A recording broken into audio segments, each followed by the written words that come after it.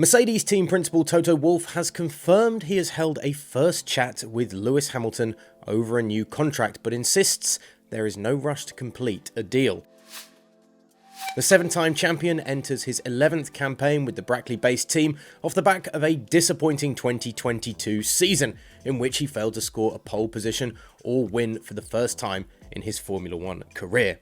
Hamilton indicated a desire to stretch his time with Mercedes another 5 years last year, with both parties looking to extend the existing partnership.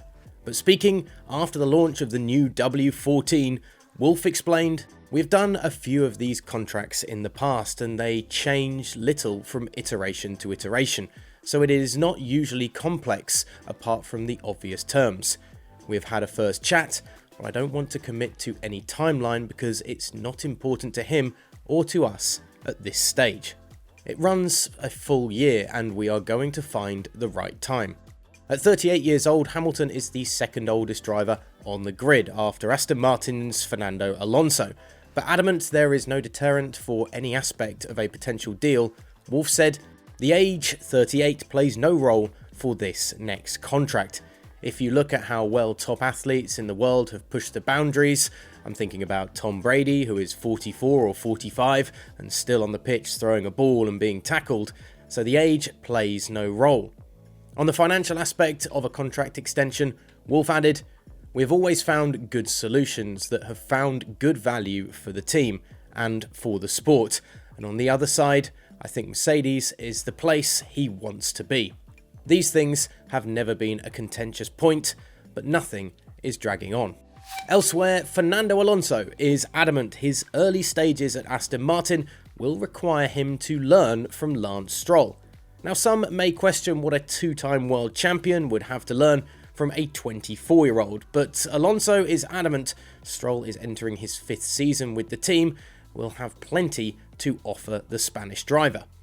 Alonso believes there are similarities in his current situation to when he returned to Formula 1 from a 2-year spell racing in other categories. The experience that he has in the team, that's Stroll, will be very important for me to use in the first couple of races, said Alonso. "I remember also in 2021 when I came back to the sport for the first 4 or 5 races, I was struggling a lot to feel the front tyres and to feel the steering wheel and things like that. I anticipate that I will have that process again because it's a new team, a new power steering, a new philosophy of racing, and I will have to look very closely at what Lance does and what I can take from that.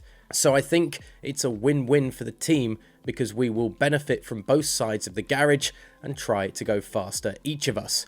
Now, Alonso has signed a multi-year deal with Aston Martin, so there is no doubt he's invested in the project for the long term, and he has already been getting his hands nice and dirty. Ralf Schumacher is confident that his nephew Mick Schumacher can make a quick return to a racing seat in Formula 1 in the near future.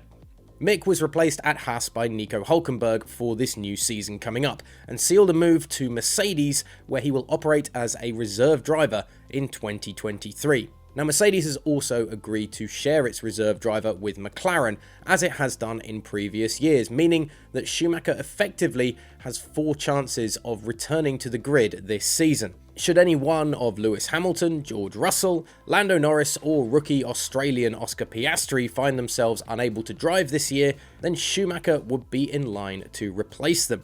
Uncle Ralph believes that is good for Mick to have double the opportunity than he usually would have. He also thinks it's good for the teams to have a young driver who is well acquainted with the current grid. "It's great for the teams to have someone like Mick," Ralph told Sky Sports Germany. "He knows his way around, he knows the tracks.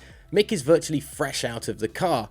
For him, it's also a good opportunity. With 4 chances, there's more of a chance for him to maybe drive." That's everything for GP Fans here on YouTube, but get over to gpfans.com and GP Fans Global on social media for plenty more Formula 1 news and views. Just one more car remains to be shown to the world, and then we can get into pre-season testing and the new season in 2023.